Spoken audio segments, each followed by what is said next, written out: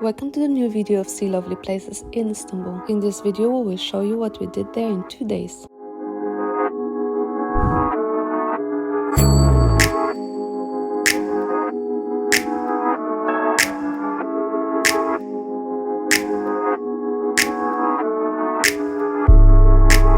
Make sure you press the like button and subscribe our channel.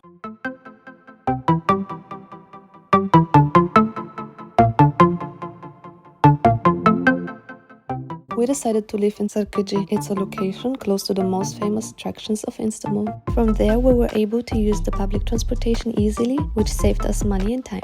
Day 1. Our first stop was the Galata Bridge. Galata Bridge is the heart of Istanbul, spanning the Golden Horn from Karaköy.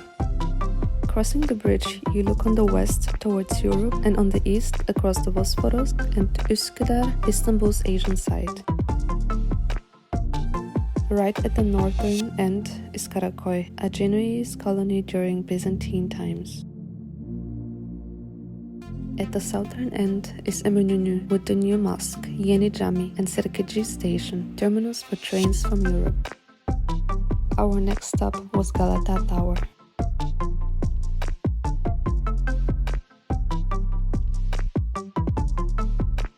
Galata Tower was first built by the Byzantine Emperor Justinianus in 507 AD. The ancient tower of Galata, Megalos Pyrgos, which means Great Tower, stood on the north side of the Golden Horn.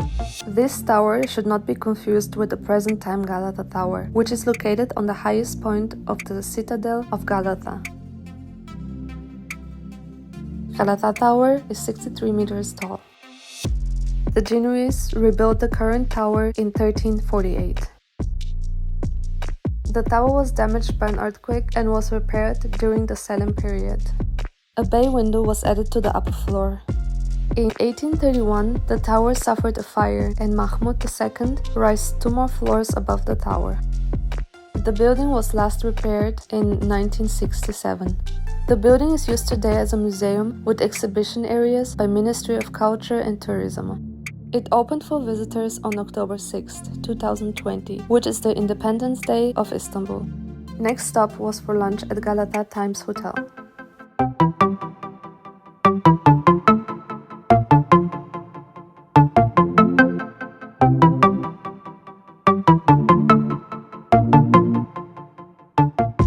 The rooftop's view is just stunning. From one side you can see Bosphorus,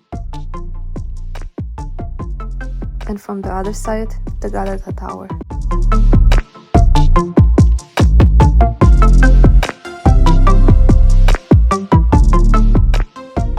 Seagulls are among Istanbul's symbols. They fly literally everywhere. They are so beautiful and always hungry.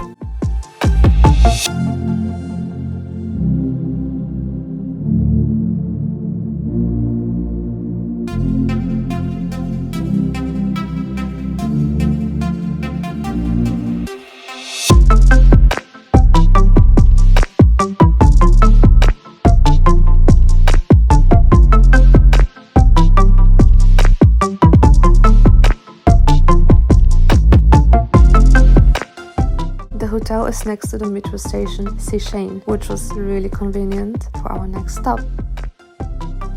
Taking the metro from Sea&Land and arriving to Taksim, our goal was to visit Taksim Square, Taksim Mosque, and Istiklal Street.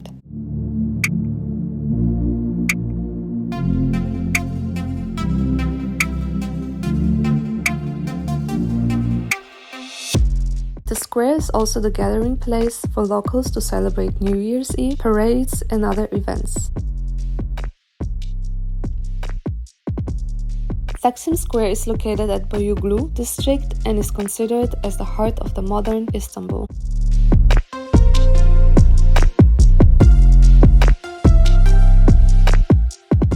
Currently, Taksim is one of the most popular tourist destinations where several historical sites are located.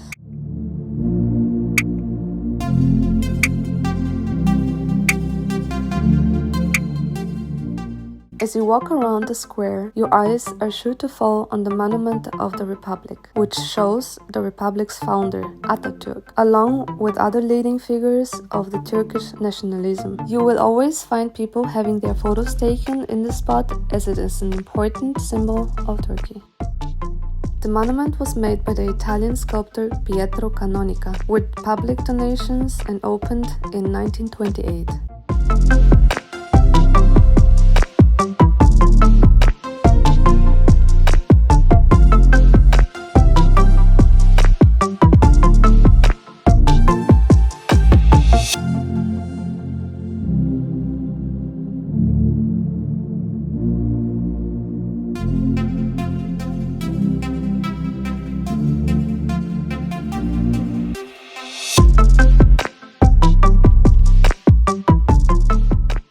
Taksim Square was originally the point where the main water lines from the north of Istanbul were collected and branched off to the other parts of the city.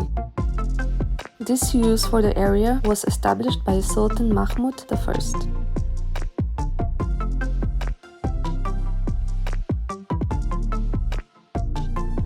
The square takes its name from the Ottoman era.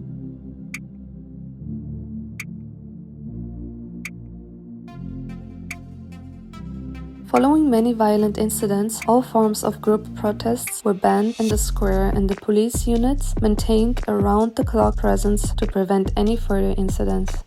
However, gathering for events such as New Year's Eve, Republic Day celebrations, or mass screening of important football matches are excluded from the ban.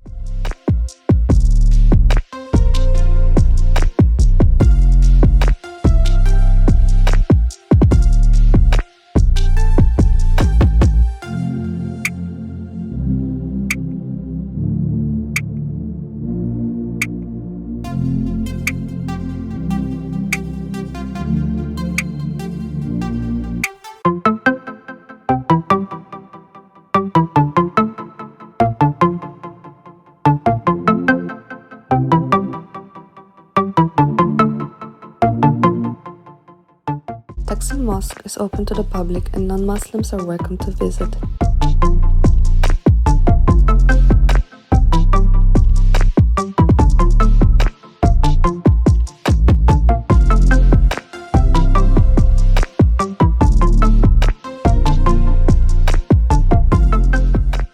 As with any mosque, the etiquette is to take off your shoes and to make sure you're not wearing shorts or miniskirts. Women have to cover their heads with a scarf.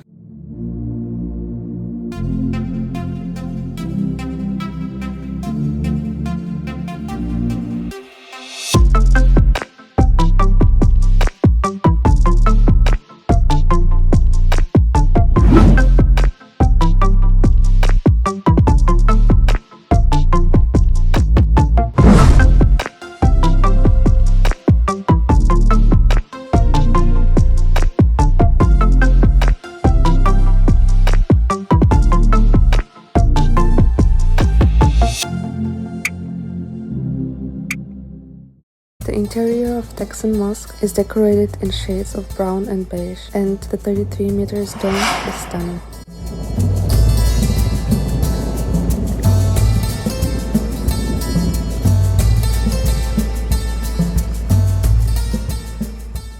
There is a different entrance for men and women. Women are on the first floor and men on the ground floor.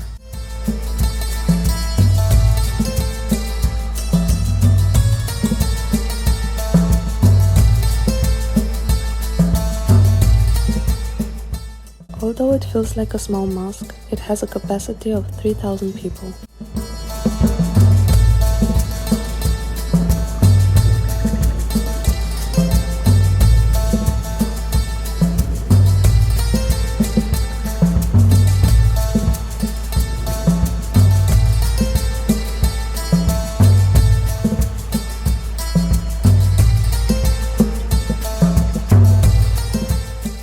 Construction began on February 17, 2017 and lasted for 4 years.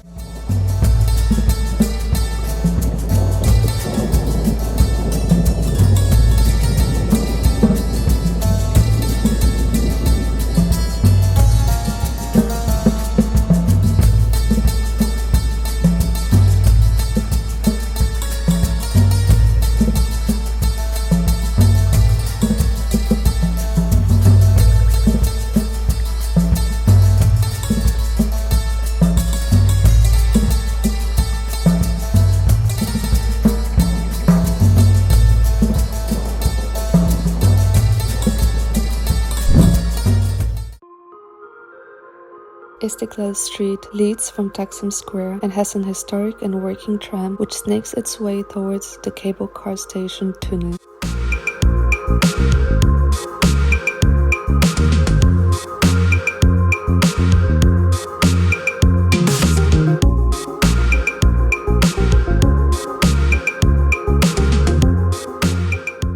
The area is alive with a mix of cultures and voices.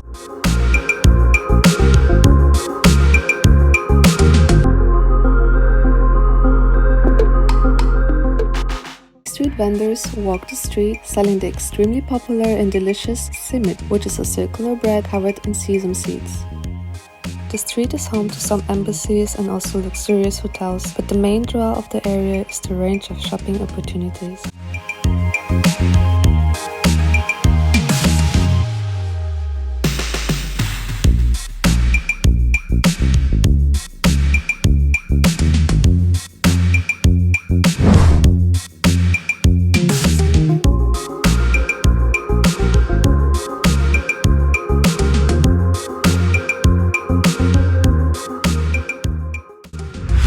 Here you can go to traditional coffee shops and try the delicious baklava, which is a sweet dessert pastry made of layers of filo and filled with chopped nuts or pistachios.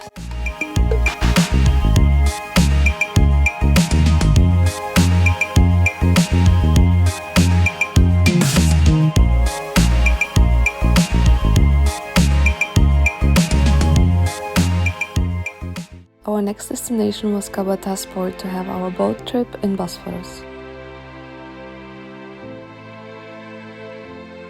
For sure this boat trip has many fascinating things to see, but our favorite was the magical sunset. Just enjoy it.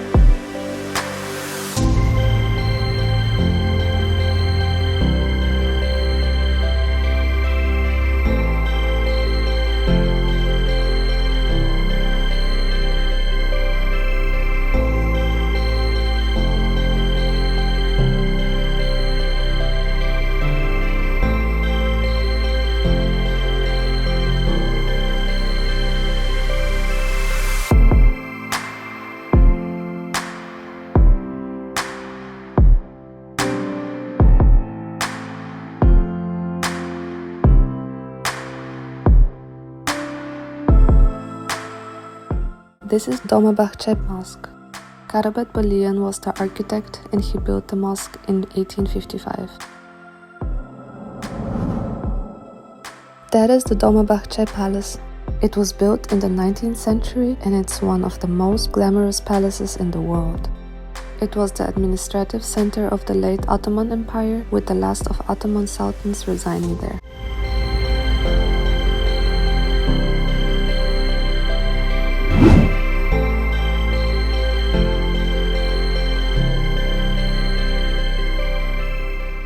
In the palace, there are 285 rooms, 46 halls, and 6 hammams, totaling 45,000 square meters of used floor area.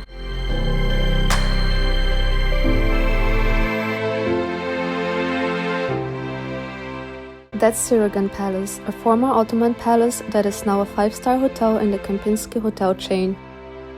It is located between Besiktas and Ortaköy.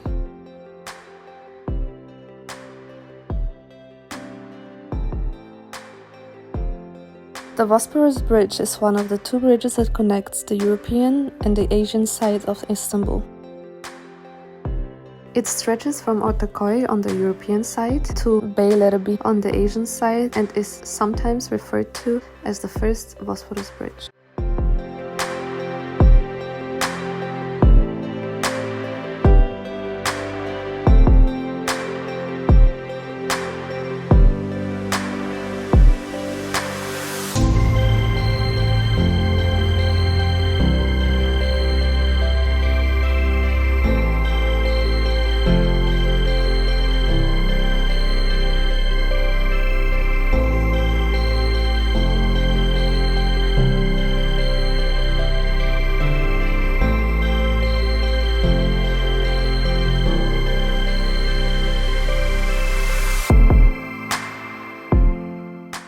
Rumeli Castle is an Ottoman fortress dating to 1452.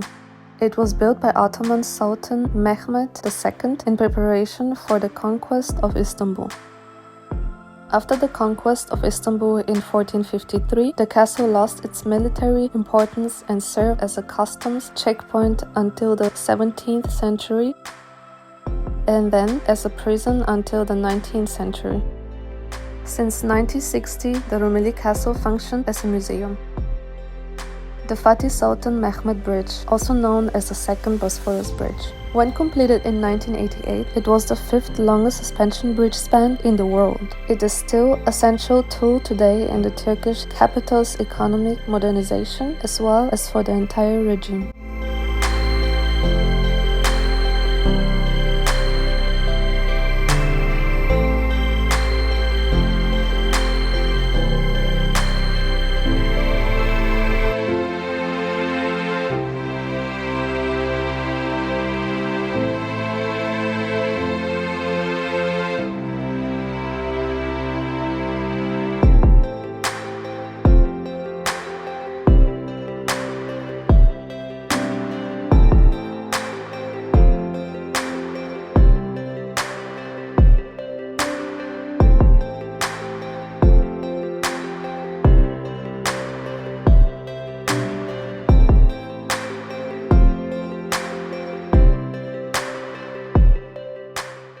Kuleli Military High School was the oldest military high school in Turkey, located in Çengelköy on the Asian shore of the Bosphorus Strait. It was founded on September 21, 1845 by Ottoman Sultan Abdülmecid I. In 2016, Kuleli Military High School was closed and turned into a museum. The only bad experience we had in Bosphorus was with the ticket price of the boat trip. A person approached us trying to sell us the tickets for 50 euros per person. Of course, that was way too much, and we managed to lower the price to 25 euros per person. We thought it was okay, but afterwards we realized we got screwed. Oh well, it happens. Shortly after the trip, we met our new friend Mohammed, who works at a travel agency.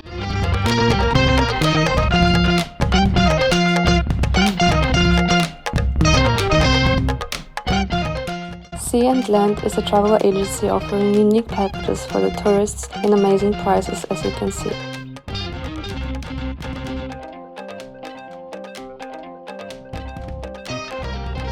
They are offering boat trips in Bosphorus Strait and city tours all over Istanbul.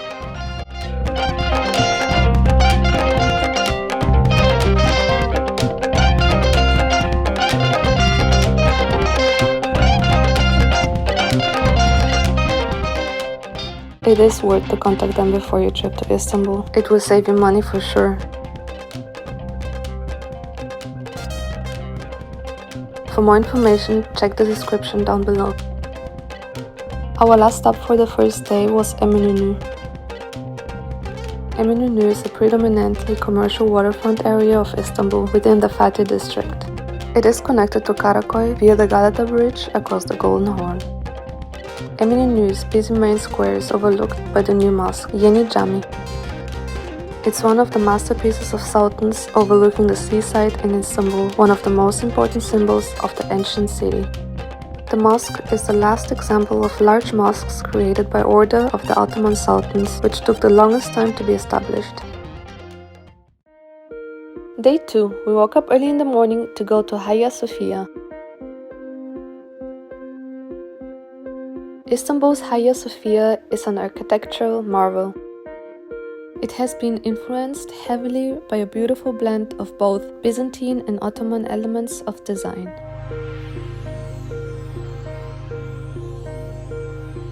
Once a church, later a mosque, then a museum, and since 2020 again a mosque, Hagia Sophia has always been the precious work of art of its time.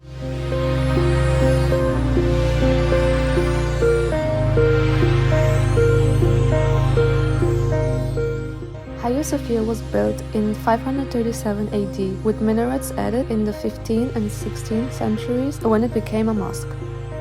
The Church of Hagia Sophia was first dedicated in 360 AD by Emperor Constantius, son of the city's founder, Emperor Constantine.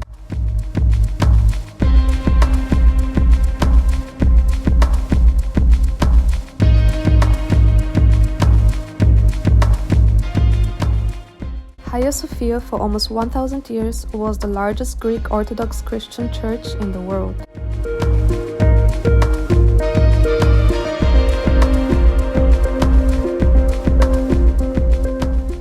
Istanbul fell to the attacking Ottoman force on May 29, 1453.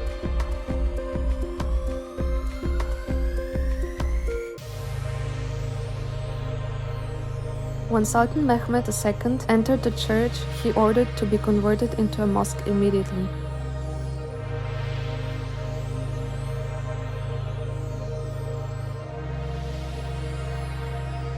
Having survived through violent shift on empires, disasters, and multiple renovation efforts, it lives today as a testament to history.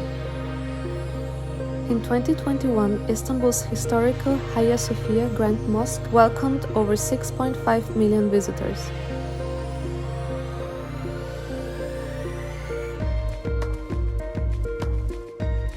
If you're planning a visit to Istanbul, witnessing this beauty should be at the top of your list.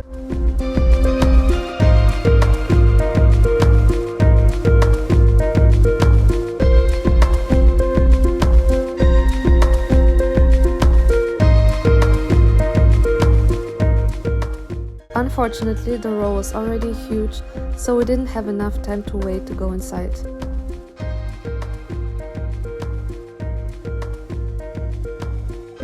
A few meters away was the Blue Mosque. The Blue Mosque is a historical mosque in Istanbul.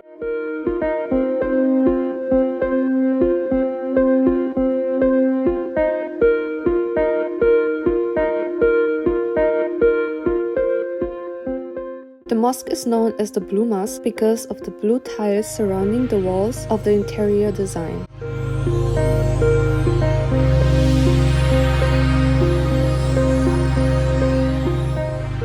One of the most distinctive elements of it is that it has 6 minarets, as opposed to the usual 2 or 4 of most of the city's mosques. The mosque was built between 1609 and 1616, during the rule of Ahmed I, just like many other mosques. Besides still used as a mosque, the Sultanahmet Mosque has also become a popular tourist attraction in Istanbul.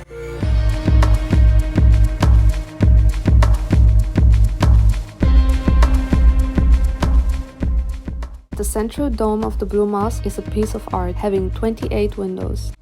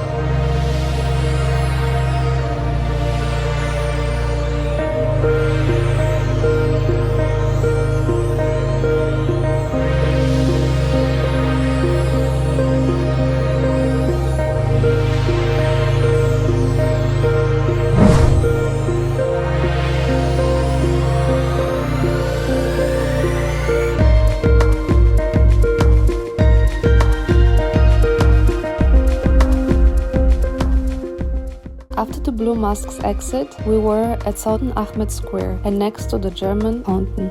The German fountain was built by German Emperor Wilhelm II and presented as a gift to Sultan Abdülhamid II.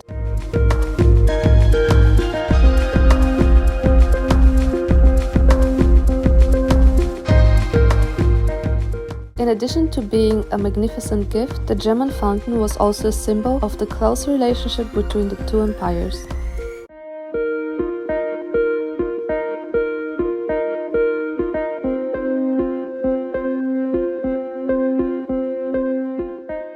The area in and around the Sultanahmet Square is the historical Istanbul, leading to all of the historical sites.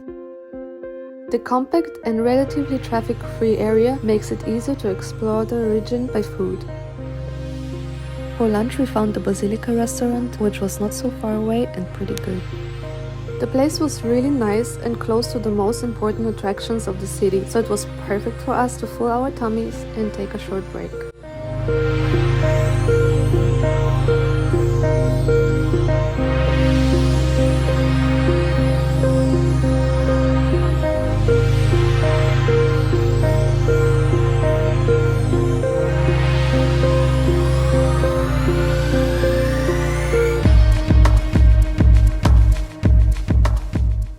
Our next stop was the well-known Grand Bazaar. It took us around 15 minutes to get there and the walk was pretty nice. The Grand Bazaar in Fatih district is one of the most important tourist destinations in Turkey and one of the most important commercial centers in Istanbul.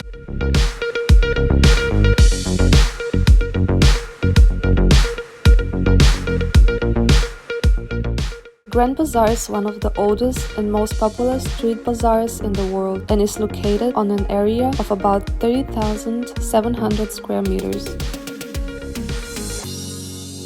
It can be accessed through up to 22 different doors.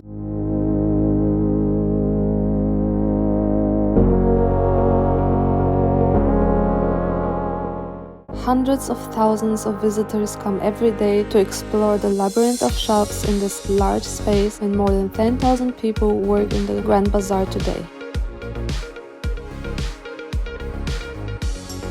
The Grand Bazaar contains almost everything that you might think of, from Turkish carpets to spice shops to jewelry stores, souvenirs, clothes, and traditional food products.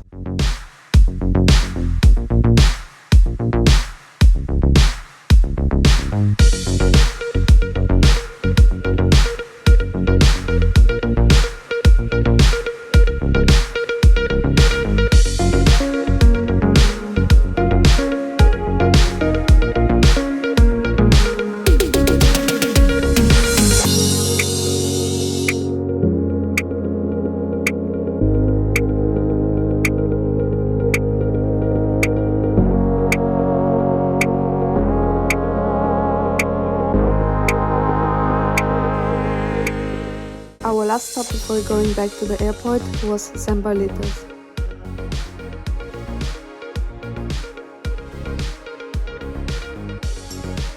We had a few minutes to see the column of Constantine and exchange our money, because we had to go back to the airport. It was unfortunately a short stop there.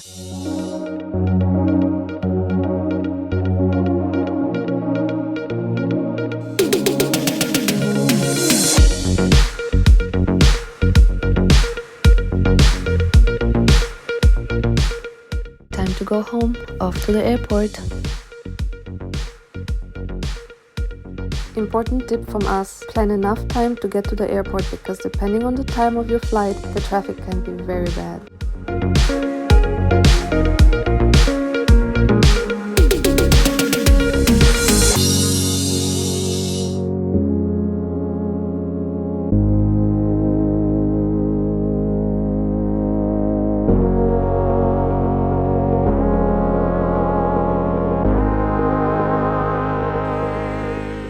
Therefore, plan at least 1 hour more on the road and ideal 1 more hour extra at the airport. Istanbul's new airport is so huge and full of people that it can take you very long to reach your gate. Be aware of that. Istanbul Airport is the main international airport serving the city. It served more than 37 million passengers in 2021, making it the busiest airport in Europe and the 13th busiest airport in the world. The new airport covers 76 million square meters and can currently handle 90 million passengers a year. When the entire airport is completed, it will be able to handle 200 million passengers a year. That will make it the world's biggest airport by passenger traffic. Check our next video, don't forget to subscribe and follow us for more on our social media. See you soon!